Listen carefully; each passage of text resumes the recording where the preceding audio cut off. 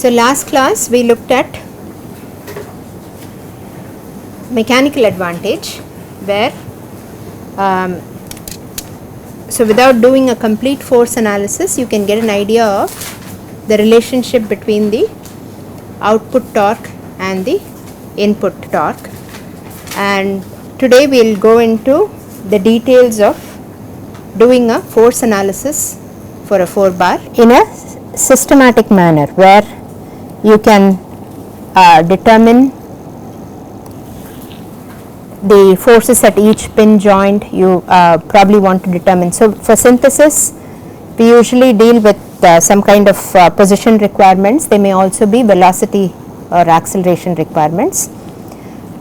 So the force analysis would be, so if you want a certain set of velocities and accelerations, what would be the torque or forces you would have to apply to get the mechanism to run with those velocities and accelerations.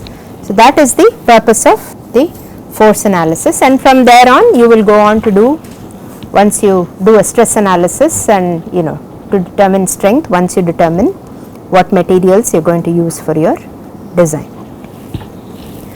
Okay. So we want to, the purpose of this is determine the forces and torques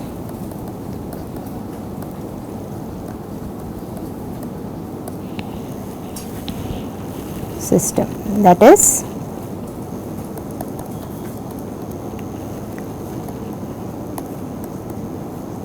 the forces and torques that result from and those that are required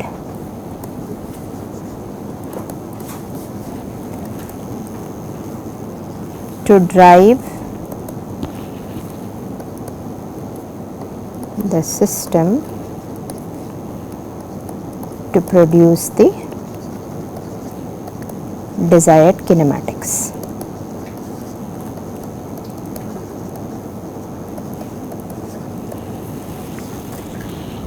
So this kind of an analysis, where you know the kinematics and you are now trying to determine the forces in the system, that is called inverse dynamics analysis.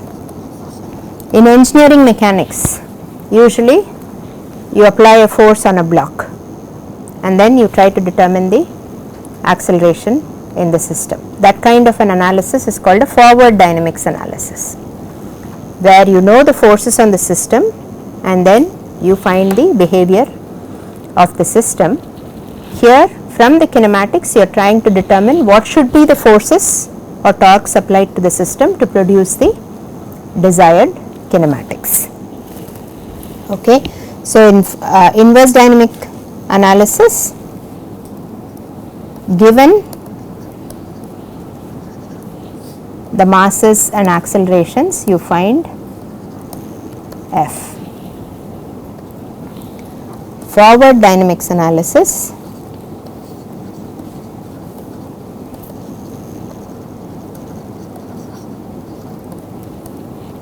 given F, given M and F, you find A.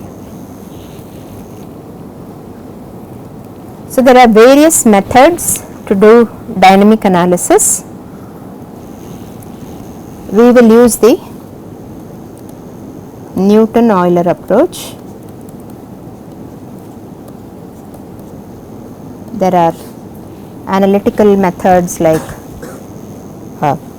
energy methods, etc., but we will use the Newton-Euler approach because this gives you the most information about the internal forces in the system. So for instance, when we use, in the previous case when we did T1 omega 1 equal to T2 omega 2, that is an energy method because you are equating the input power to the output power. Okay. So we did not really care about what was happening within the system, you only cared about the input and the output. So the Newton-Euler approach is used because it gives the maximum information about the internal forces in the system as well, which is something you will need when you are designing individual components. You are going to need the forces on every component, okay, to see if they can withstand the forces that are applied on the system. So essentially this applies the equations sigma f equal to m ag, where g is the ag is the acceleration of the mass.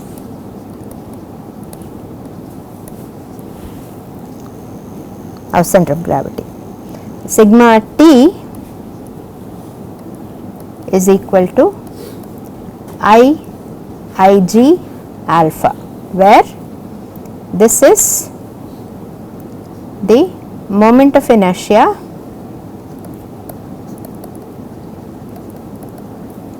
about the center of mass. So for a 2D system, for a planar system like we have been dealing with,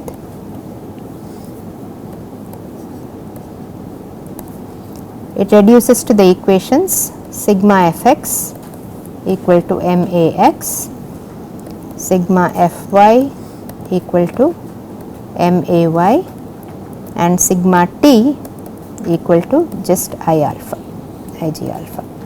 Okay, here I should say agx, because the acceleration of points in the system vary. Different points will have different accelerations, so we have to be very clear when we are applying Newton's laws. We are applying it to the center of mass of the system. Okay, so these will be the three equations that we will apply to each of the links, and this is just, again, these are three scalar equations you only have. So this is basically the moments, sum of the moments about the z axis. Okay.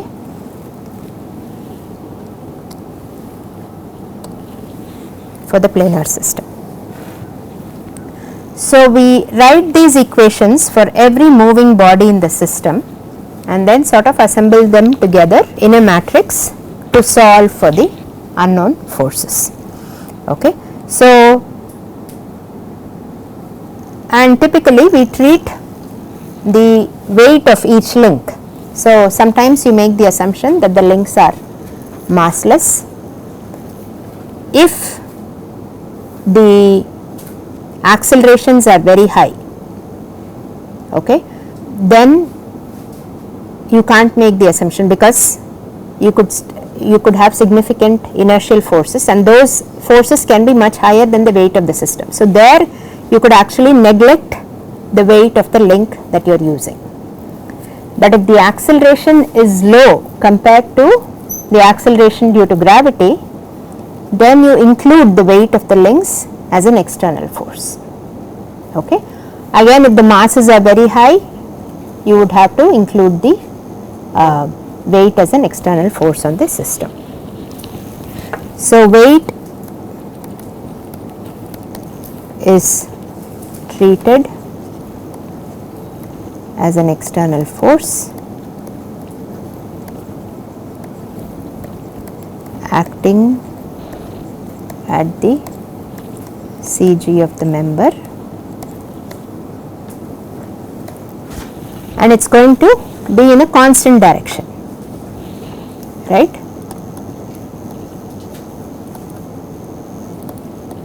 So it doesn't matter how the link moves, the weight's always going to act downwards. Okay.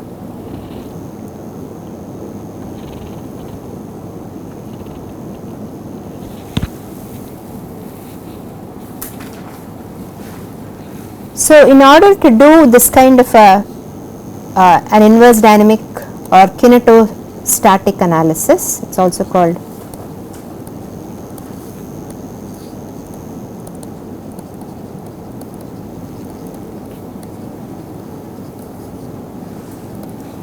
you need to know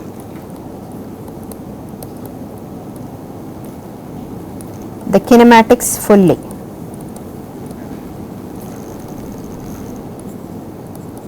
So, for all the points of interest, especially the centers of mass of the various links, you need to know the position, velocity and acceleration.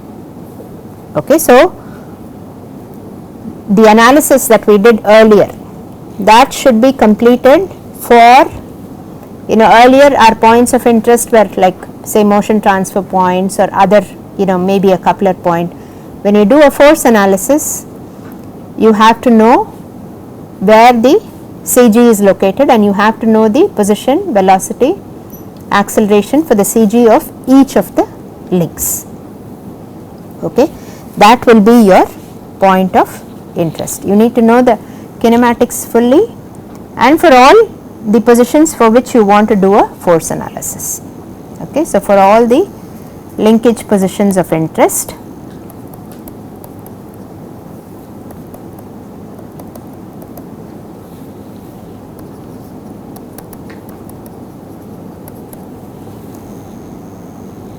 and then you need to know the mass of each link. You need to know the location of the CG of each link.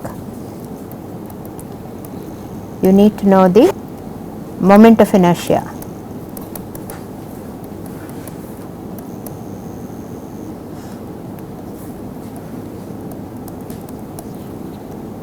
About the CG of each link.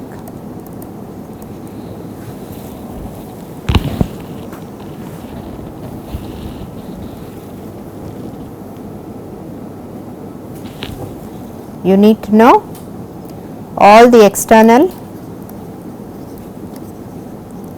forces and torques applied to the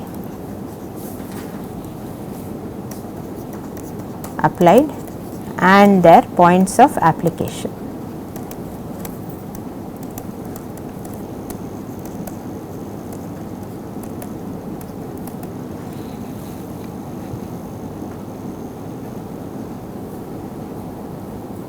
And for the force analysis, because and for a linkage, because you have things that are moving, you need to follow a very systematic procedure so that you don't make errors.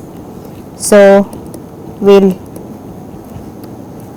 do that, follow a systematic method to define things and so that you minimize the chance of errors. So, the first thing that you do, you set up a non-rotating local coordinate system on each link or each moving member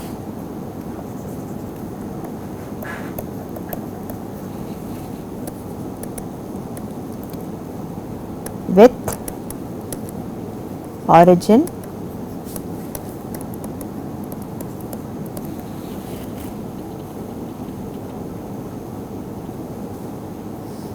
okay. So, again if I had a planar mechanism on this table, okay, and the plane was this, I do not need to consider the weights of the links, right, because I am looking at a planar analysis and the weight is acting in a different. So, if I had the same mechanism on a vertical plane, then I would probably need to consider the weights of the links. So, it depends on the plane of consideration. So, this we will call this a local non-rotating coordinate system.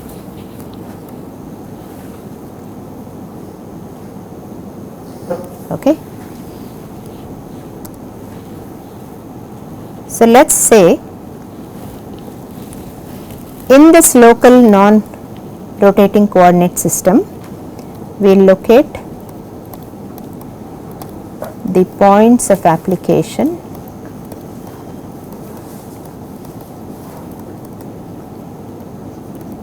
of all forces. These could be reactions or applied forces, and they are all located in this local non-rotating coordinate system. We call it local because it's attached, the origin is at the CG of the link, and this is the notation we will follow. So, F12 is the force of link 1 on link 2.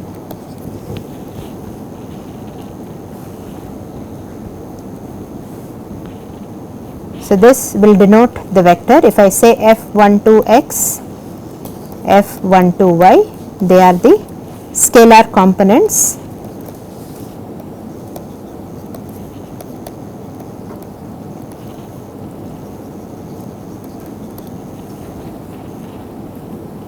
of F12 in the x and y directions.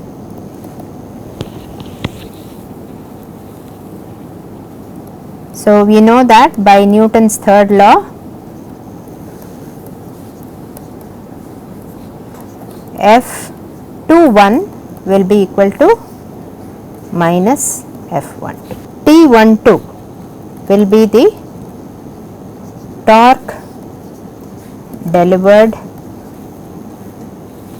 from the frame by the frame to link 2. So, this may be through a motor that is connected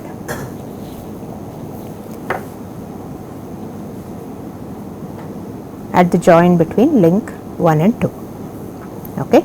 So, this is the torque required. Remember, a 4 bar for instance is a single degree of freedom. It needs one input. Okay. So, this would be the torque required to drive the link. So, when we say, when we did all the analysis, we said okay, this is being driven at some angular velocity, some angular acceleration. Okay. So, this would be the torque. You would deliver that input as a torque to the linkage required to drive the link at the kinematically defined accelerations.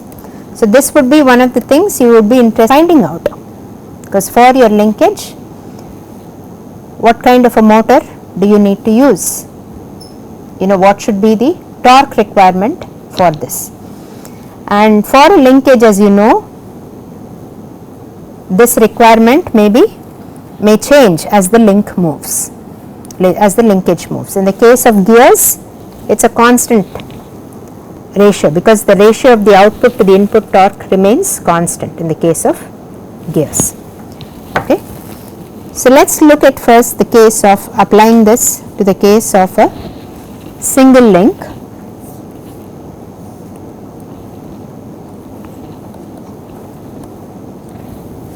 In pure rotation. So,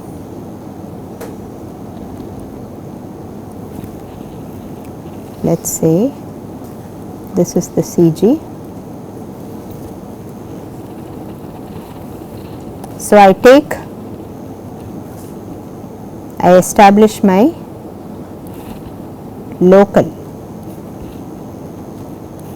non-rotating coordinate system at the CG of this link. Okay. So, I will have some force that link 1 applies to link 2. Okay, so I am drawing the free body diagram of the link, and what I want to determine is what is the torque that needs to be applied. Now there may be some, okay, here I should actually, let's see, this is also,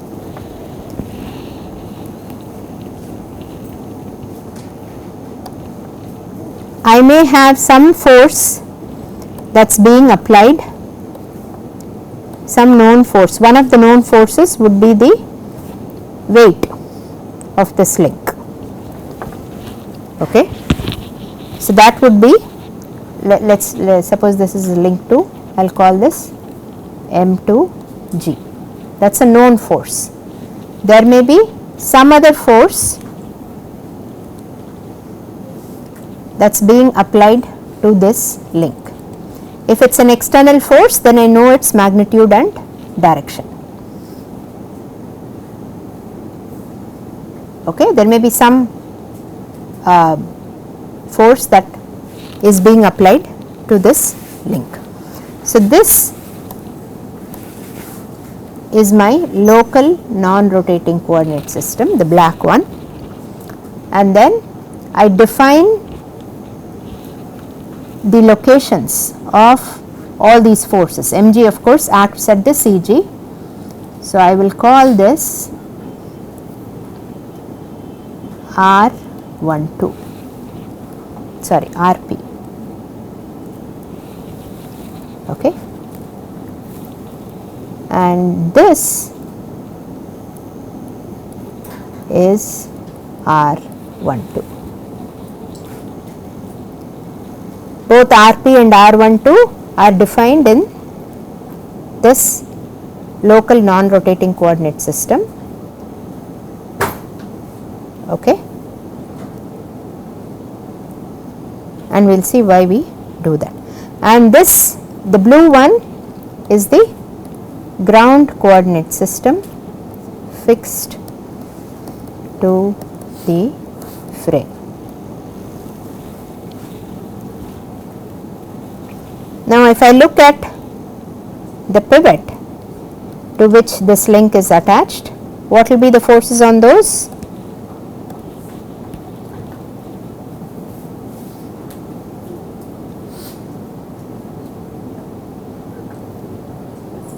F21, okay, which will be equal, so okay, I should write this as F21, which will be equal to minus F12. Okay, so it will be opposite. I am taking F, I am calling this F21, and so its actual direction will be opposite of this. Yeah, I am calling, okay, fine. This, yeah, this will be F21, which is minus F12. And then I will have T21, which will be minus of T12. That will act on the frame. Okay. Now if I write in this case, what are the unknowns in this, for this free body? Fp is an applied force, okay, it's a known applied external force.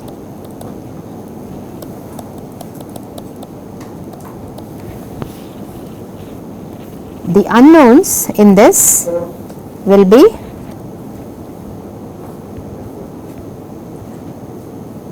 M2G is known. What are the unknowns? There are two components, because I don't know the direction in which F12 acts. So there are two, I have two unknowns there, X component and the Y component, and T12. So, I have 3 scalar unknowns. Okay, and my equations are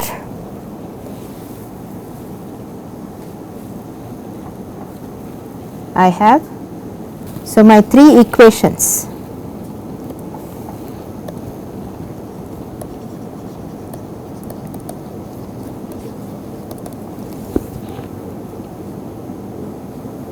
f12x, okay, or let me first write it in vector form. So, sigma f equal to 0 implies fp plus f12 vector form, sorry, not 0, m a g is equal to mass times m2 a g.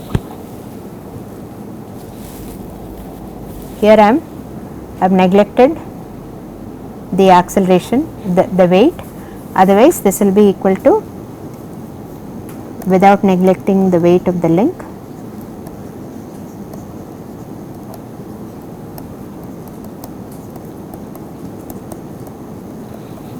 I have fp plus f12 minus m2g ag.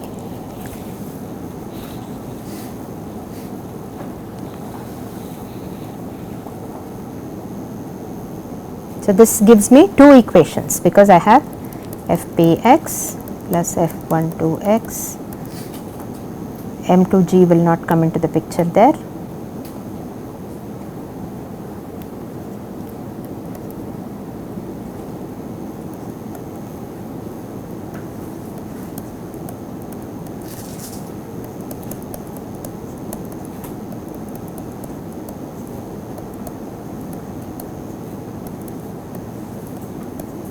Ag1. So, this gives these 2 equations. Then I have sigma t equals Ig alpha. So, now I have, assuming counterclockwise is positive, I have T12, okay, plus R12 cross F12, okay, moment due to this force about, plus Rp cross Fp is equal to Ig alpha.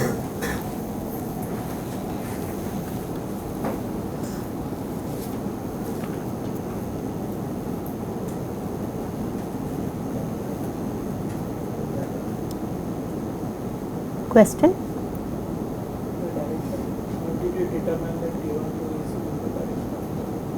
T12 is, so I am assuming a direction for T12. Then if it turns out to be negative, I know it is in the opposite direction. Just as you do in engineering mechanics, right? You assume for an unknown force, you assume a direction. Then if it turns out to be negative, you know it is the other way. So, this I can write it as, this is only one equation for a planar case. I can expand it as R12x F12y minus R12y F12x plus Rpx Fpy minus Rpy Fpx equal to Ig alpha. So, now what are the, so this is, these are my 3 equations. The unknowns are F12x, F12y and T12. So, I can put this in matrix form as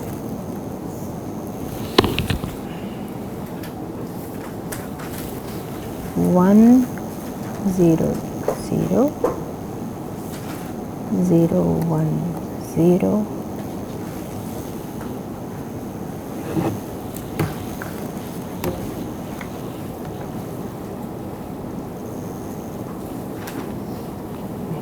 Okay, I have it. Minus R12y, R12x, 1,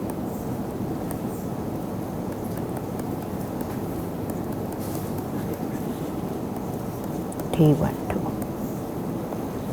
and all the known quantities are M2 AGX minus FPX, M2 AGY minus FPY, AGY plus G,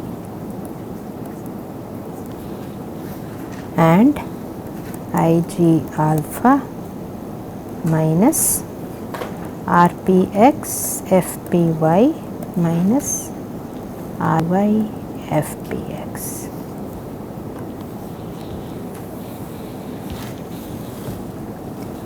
So, I can then solve for the unknowns F12x, F12y and T12. Okay. So, for a single link, if I want to run it at a particular angular velocity and acceleration, then I can find out what is the torque I require in order to be able to do that. Okay. Now, this can obviously be extended to the 4-bar linkage. Okay. So, again you would just separate out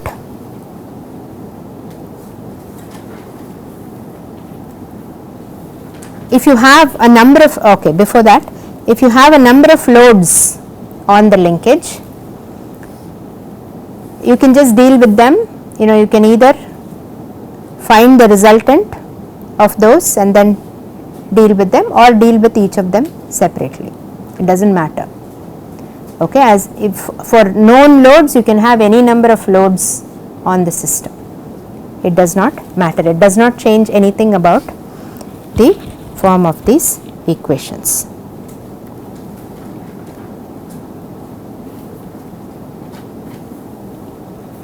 So, this is different. So, the local non-rotating coordinate system that we have taken is different from a coordinate system that is attached to the link. This one is only located, the origin is located at the CG of the link, but its orientation with respect to the global coordinate system remains the same. Because if you get into rotating, so if you have, because the links are all rotating, right? If you had a coordinate system that is rigidly attached to the link, that will rotate with the link, and so its orientation will change, but that is not what we are looking at here. Okay. The rotation, the inclination to the link is taken care of by the fact that, you know, this angle will be changing, because this coordinate system remains at the same orientation with respect to the global coordinate system. So, those angles will come into play when you are defining these vectors RP and R12 and all that. Okay. That will come into play. If you took a coordinate system that was rigidly attached to the link, then RP and R12 would not change at all if they are defined with respect to that coordinate system. However, then you have to take into account the fact that the coordinate system itself is rotating, okay, which is typically what you do in robotics. In robotics, then you define the transformation. You say, okay, if I have a coordinate system that is rotating with respect to my ground coordinate system in a particular fashion, then I define the transformation between those two, and then vectors that are defined in that coordinate system automatically.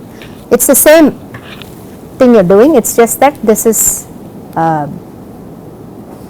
one way of doing it, okay, without using transformations. You are and at the same time you want to make sure that you are expressing everything in coordinate frames that are parallel to the ground frame, because with rotating frames, then when you do accelerations you have to take into account, when you express the accelerations into the inertial frames, you have to take into account the transformations. Okay. So, we will So let's say we now have a 4 bar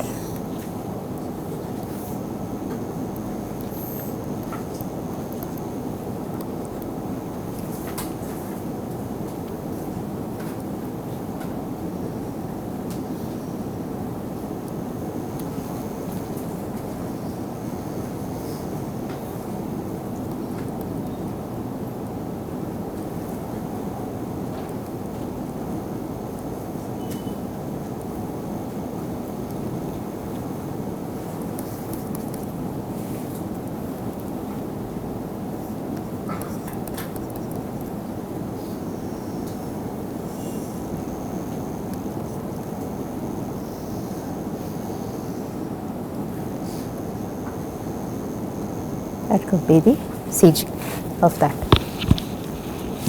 Okay. So the first thing you would have to do is for each of them you would, so when you draw the free body diagram, you take that, you would establish, you do the same thing that we did for the previous case for a single link, right. The only thing you have to be careful about is to make sure that that's why it helps to follow that convention, to do it systematically. Force of 2 on 1, you know, expressing everything in a systematic fashion will help you to minimize mistakes. Okay. But essentially you will have to do the same thing, you will draw the free body for each of these. Okay. And what will happen? You will have how many equations for each one? You will have 3 equations for each one. Okay. And then, so for these 3 moving links, you will have a total of 9 equations. Okay. What will be the unknowns?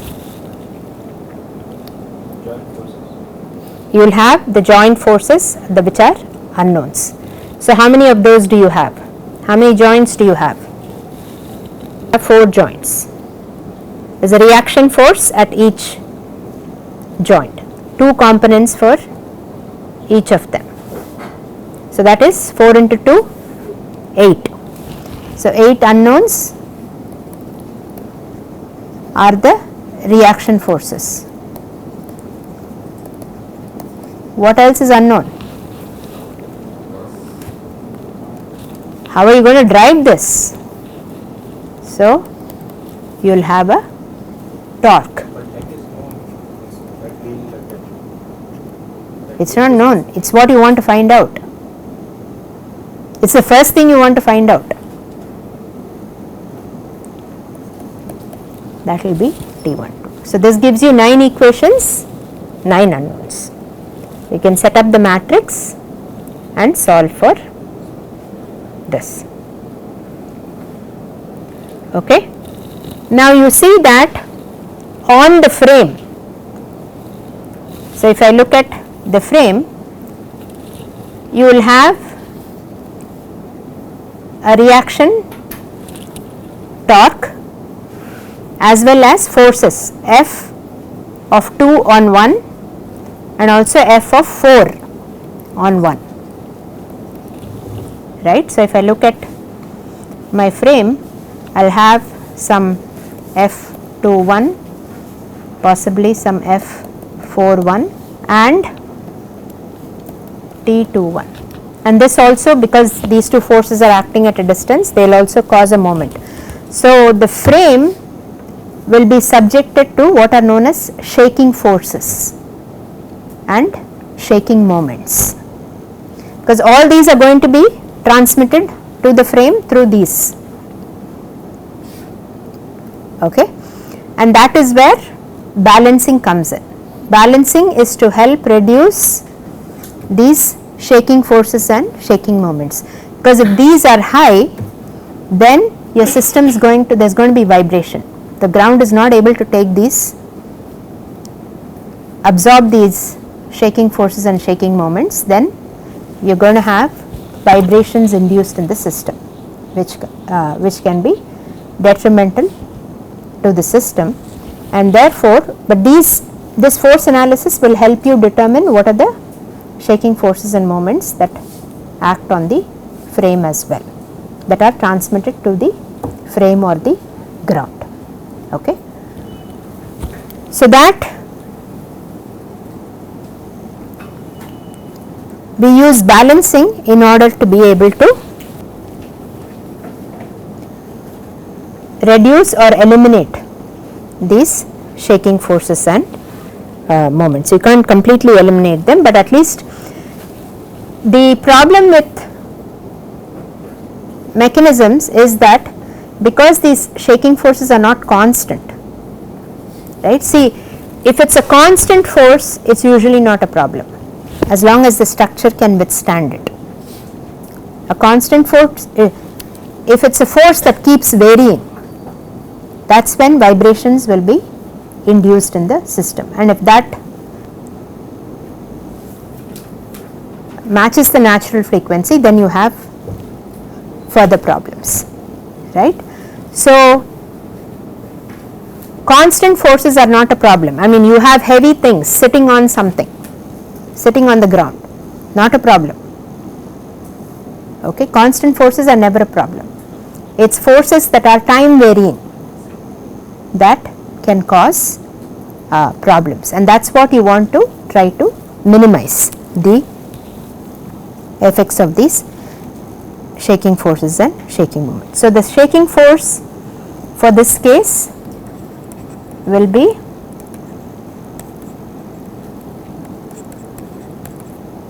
F21 plus F41.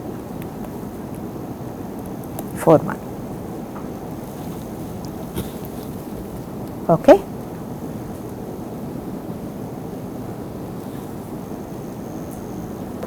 So, one of the means of minimizing the effects of these shaking forces is to use balancing, and we will talk about that in the next class. Okay. We will see how to balance individual links, then we will see how to balance a 4-bar linkage as it moves.